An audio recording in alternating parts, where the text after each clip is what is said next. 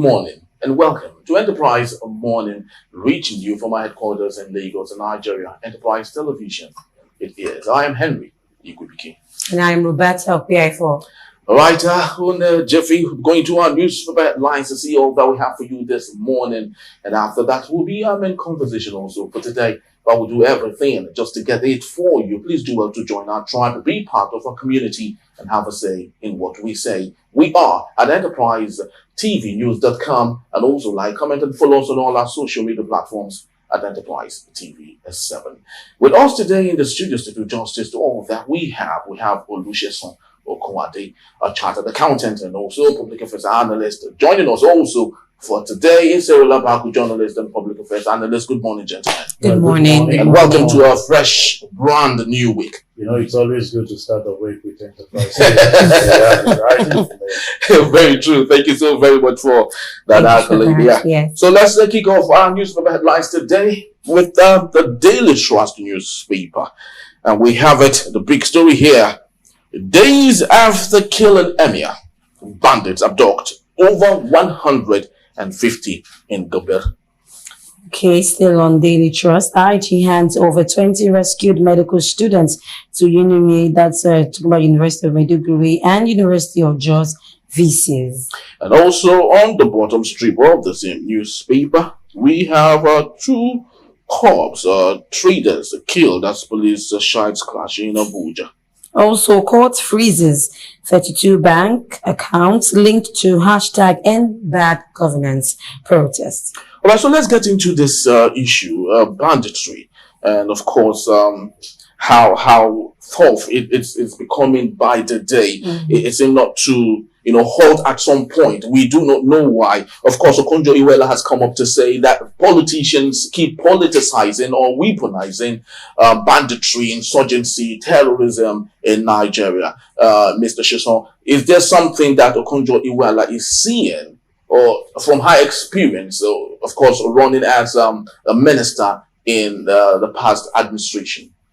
Of course, if you look at the caliber of Ngozi Iweala, she's not the type that just speak for speaking's sake. She speak with facts behind her ends. You see, we've asked several questions. This issue of banditry and insecurity keeps increasing practically like every day. There was a time in this country you wake up, you don't even want to read the dailies. Because what you read out is 50 killed, 30 killed, 28 kidnapped, and you ask yourself, what is really going on? Nowhere is actually said. I personally feel that the political will on the part of the government is sincerely not there. Our military forces are actually being overstretched because certain set of people benefit from this. And we put the law enforcement agencies at risk because when this happens, what we've seen is that you pump so much money with the amount of money that we have actually, pumped into insecurity. You ask yourself, what value? As a finance person, I love asking, when you give out money, what value proposition do you get from it? We've not gotten enough because you keep hearing, look at the killing of the area, look at the number of people being kidnapped, and you will hear that they are actually released without we having access to the culprit that actually kidnapped them. At times, money are exchanged, and you cannot even trace those things to individual.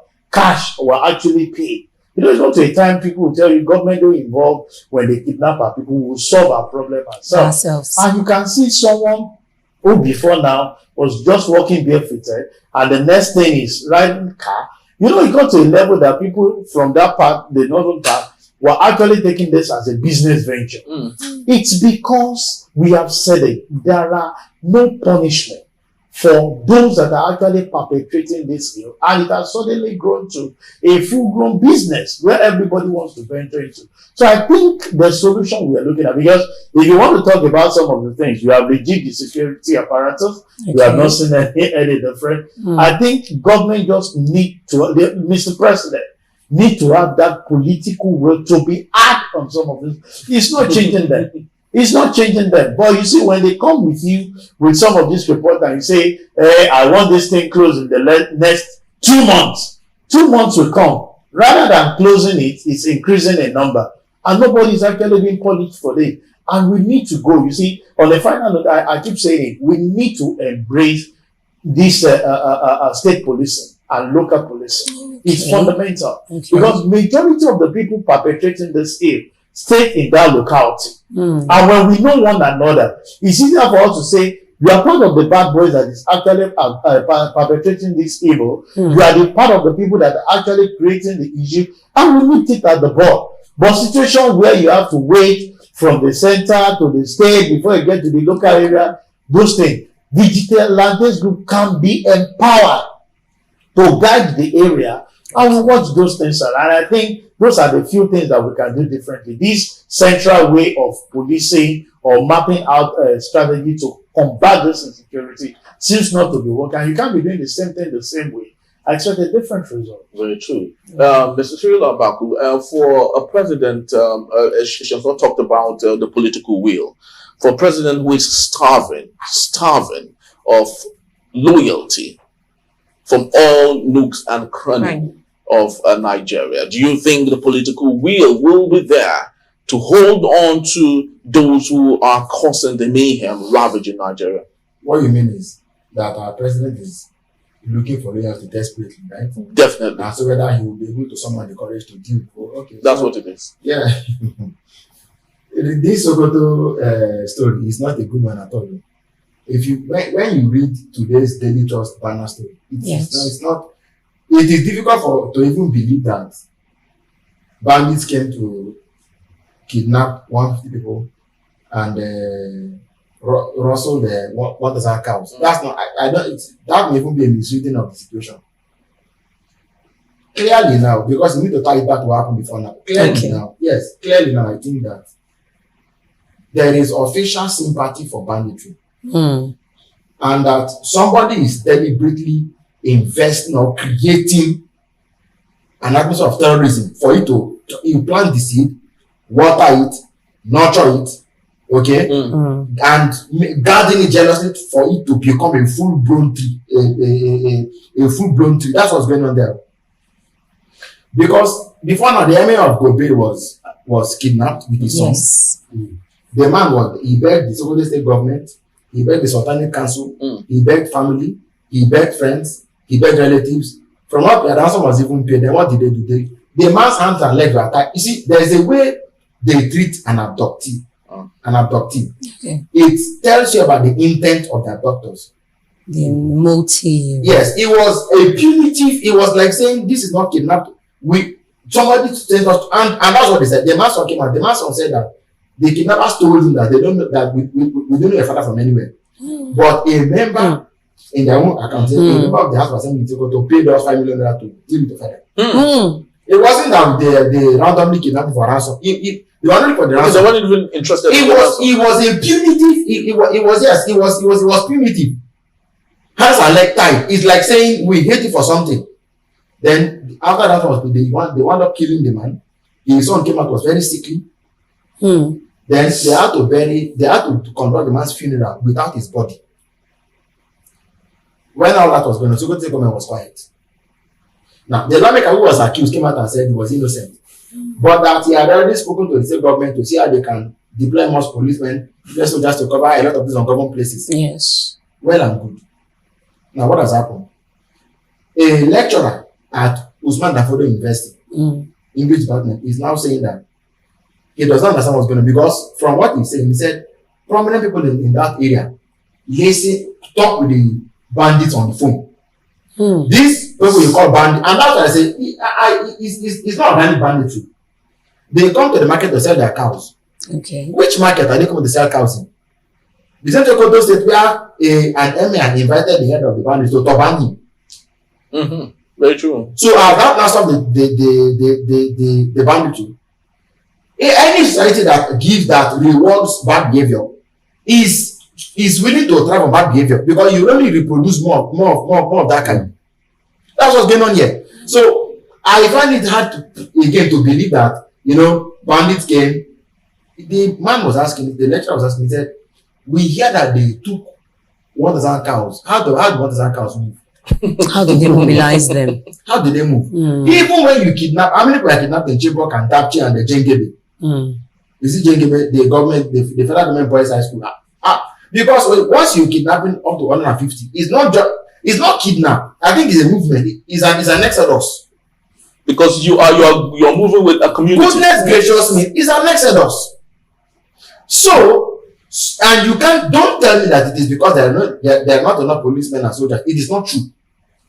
Government, policemen don't have to be everywhere. Right? But intelligence must be everywhere. Okay. Right? You deploy assets everywhere. Okay. Yeah, right? Yes. Okay. Let me give an example. We see it in movies. It is called tradecraft.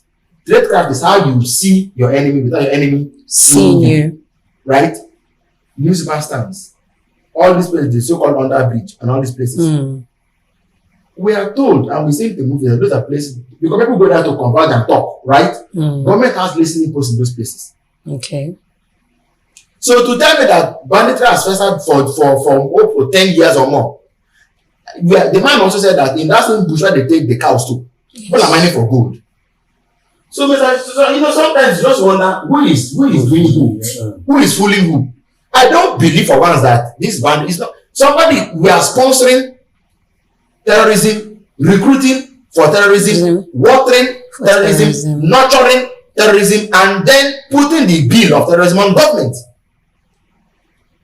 So they should go and sort themselves out. They shouldn't make us believe this lie.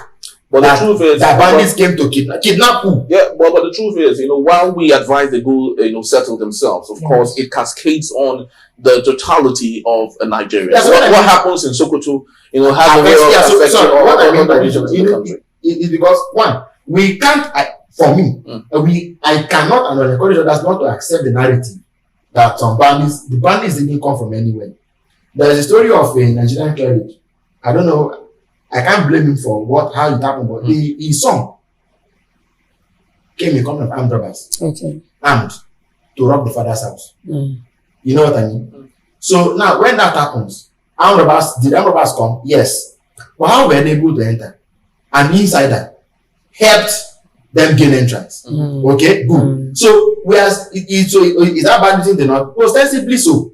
But how did they come about?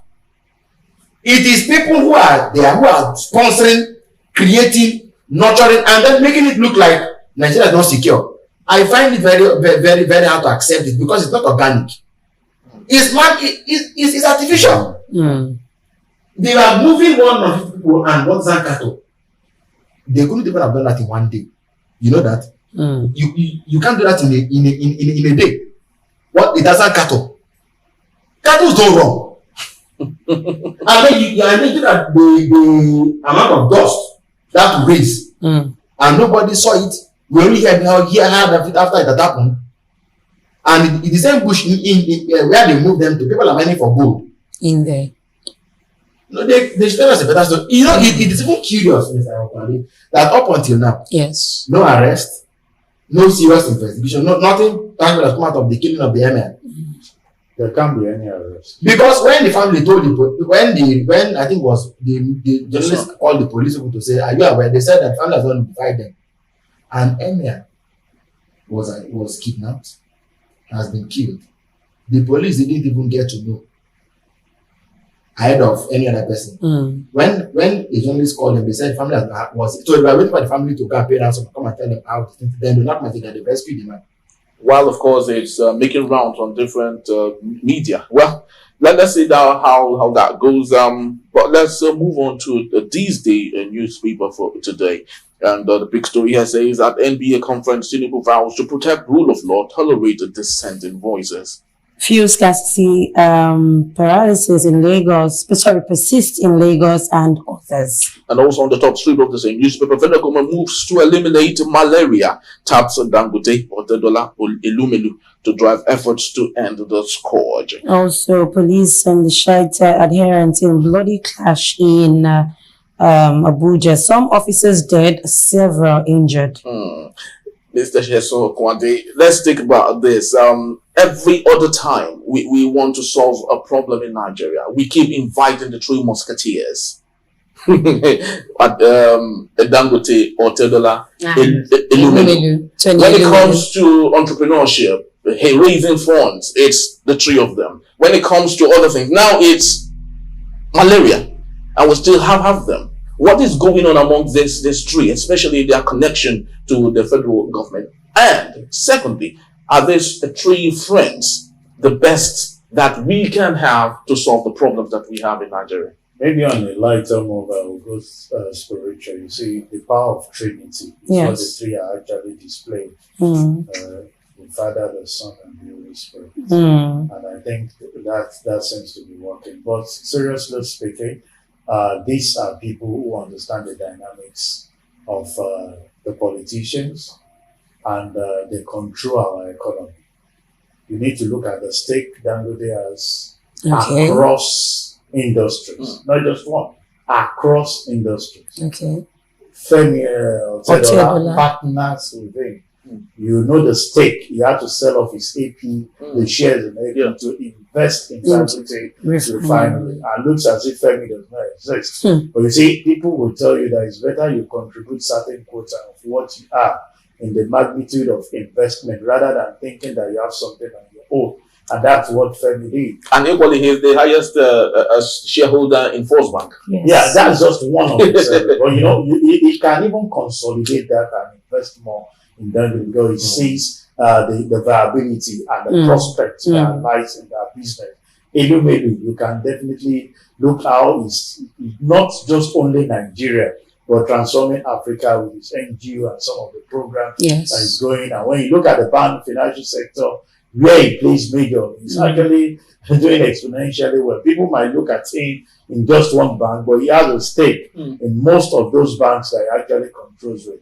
We just have to say it. Even in this office of ours, if you have people who have the experience, who have the understanding of how things run, they are the people that will commit some of those things. But Nigerians have often questioned their capacity to manage some of these things. We've given them so many responsibilities. They've come out not working for Nigerians. Nigerians have you might think they are not working in your favor, but it's working in the favor of the people that sent them.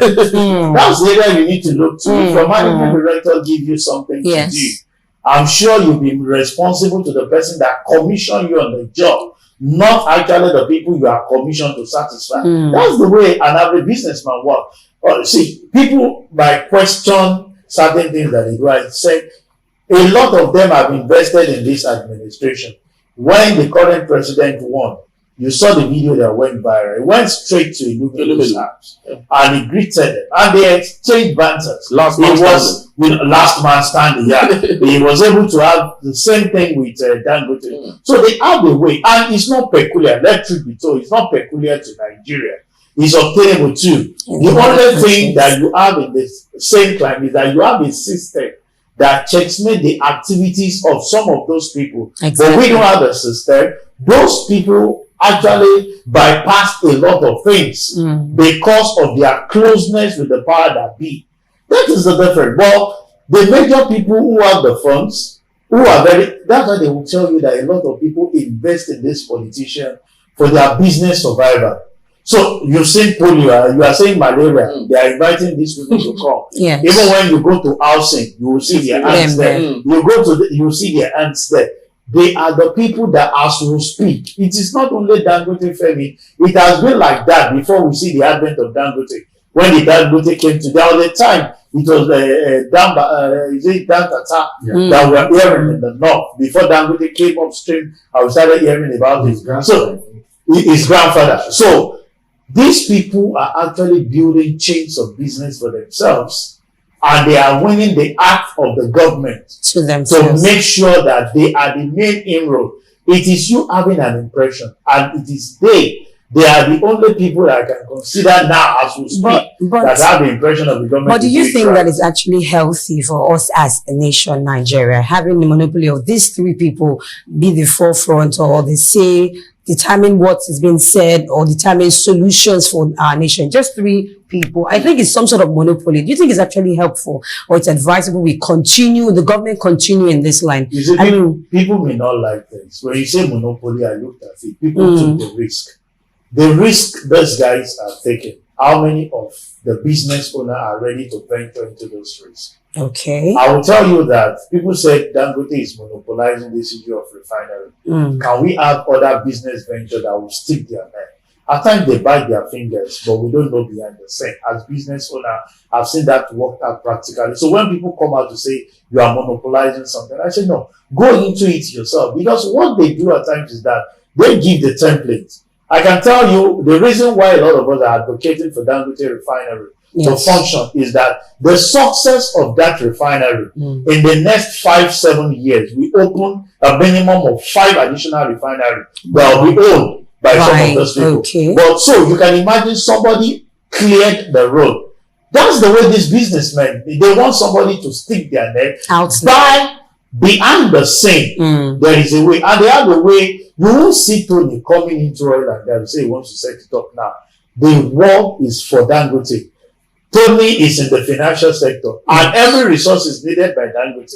Whether you like it or not, it's in the financial area. So they have their network of how they move it. What we should be considering is how can myself, Siri, you, and this thing form a conglomerate to share part of the market share. The market is there for everybody to tap into, but they have the controlling part. They have the controlling ruling, and at times stifle all other things. But you can challenge status quo. When the telecoms were in the hand of very few that they brought into the country, the likes of the first one that started MTN and the like, you saw Glo came in boldly. But you see of late, the likes of Glo leader has not been at the forefront because he felt that it was actually pushover, and he's doing very well in Ghana. So in Nigeria, growing the economy of Ghana because he's not being integrated into it. So what I think I said it then, rather than him going to Ghana to start developing that place, why don't you find people of like minds? You see, those three monsters here.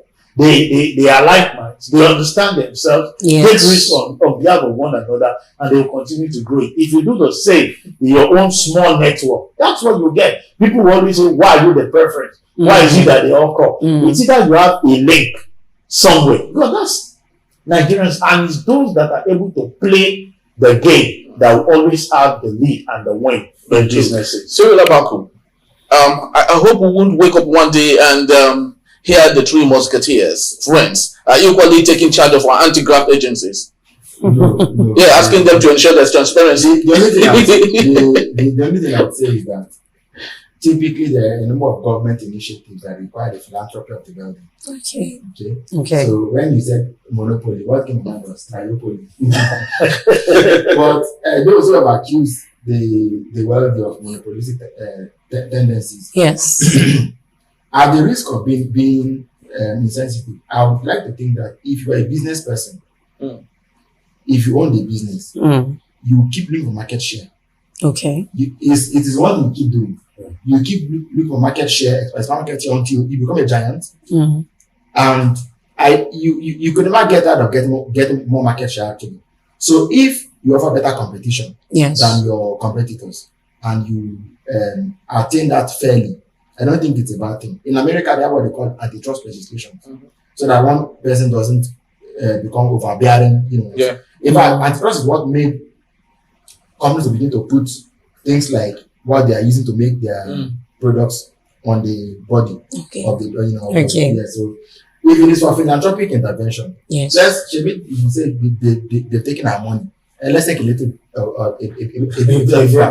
but for malaria, Dangote, Otedola, and Elumelu cannot solve Nigeria's malaria problem because they will not kill mosquitoes. They will provide the things to kill mosquitoes. Mosquitoes because will we be can see fun. one of those guy that owns Facebook, Mark Zuckerberg. They venture into some of these things. They go into polio, they go into some of those things. Yes. They will not actually drive. What they need is their funds. It's a give back to the community. So they want to just extract them and say, the professionals will be at the forefront.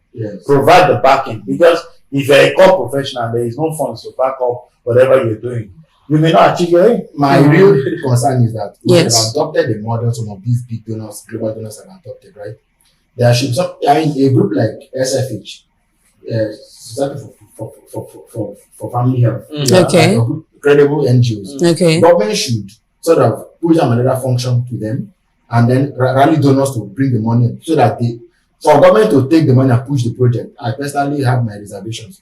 Why I say this is very. I have friends in CSOs in Abuja places. When big time donors want to give money for trainings and stuff like that to government agencies, they don't give the money to government anymore. They give it to the credible CSO who now organizes the program for government to come and attend. Because we know how if Minister of Health wants to be the one driving, some that did not done all these years, they now take money from Dangote and go to do it. The money should be given to the third party who can disinterestedly or objectively, drive the process. They're not going to just be a partner. The real thing of malaria is not necessarily the mosquitoes. It is poor environment. Is a poor environment because human beings can be a host of the plasmodium. Yes. And then the mosquito that does not have the plasmodium will bite the person and then take the plasmodium from the person and then transfer to another person. So that is the female and Anopheles mosquito. Yes. So we need one, awareness creation. Then two, we must enforce clean environment. These are the two things we should do before we talk about. But thank you very much, Siri. But Henry, I find it so. I'm kind of not so happy that a country like Nigeria will still be battling with such a thing like malaria, calling 3 prominent people to sit and then, deliberate on how we can fight. Because malaria at this time is not even, it's something that should be, I don't want to call it behind the scene. No, we're actually in the tropics. We're actually in the tropics. So there's continuity of that happening. But of course, still talking about that, to buttress what you did say, I attended the United Nations Association of United Nations Association of Nigeria, where the United Nations is even talking about not even giving money, not even funding CSOs any longer, but taking the same money to the grassroots itself, because they found out that CSOs divert these funds. Exactly. Yes, exactly. So when we have in that circumstance where we have 3 people whom the federal government possibly might give some grants or whatever, we do not know what the sketch is, are the one driving this. The question still remains: would this get to the grassroots? Yeah, you see, fundamentally, you've said that until we address that monster that is killing our nation, we go nowhere. Corruption has so much entered deep into a child of 5 years that all it thinks about is what is there for me. The selfish nature is just out there ravaging everywhere. See, when you say the 3 people you are committing the funds, government is not going to give those people the funds. They want to take the funds from them to, as like I said the other time, like the CSR that they want to give to the people. But the major problem is what Cyril has actually addressed. The government agency cannot handle that particular thing, and it has gone terrible. That a lot of people are raising CSO to raise funds for themselves. Once they get that and they're able to have their first fund, they're out of the country. Even those that are even local are getting a lot of funds from foreign donors to enrich themselves and don't get to that thing. So that's why we keep saying that we want a situation where the government, NGOs are being registered. They are supposed to make certain reports to CAC on annual basis, on quarterly basis. How much do we monitor some of those registered NGOs? Some of those NGOs that are actually operating without registration. What is the penalty that we've had on there? Because we need to build the confidence. You need to see the influx of funds that go to some of these NGOs and CSO. A lot, but it's in the hands of very few used to operate, because what everybody practically look at now is having funds to oppress the other party. Whatever you're able to get as fair share to yourself, just have it and move. And that's what everybody is doing. So we must address the issue of corruption. It's not that we are not getting those funds expected from the grants and the foreign support, the aids to actually make some of this thing work. When you discover that when you carry out any policy or project for the common man, it's in the hands of the few to actually use that to even oppress them.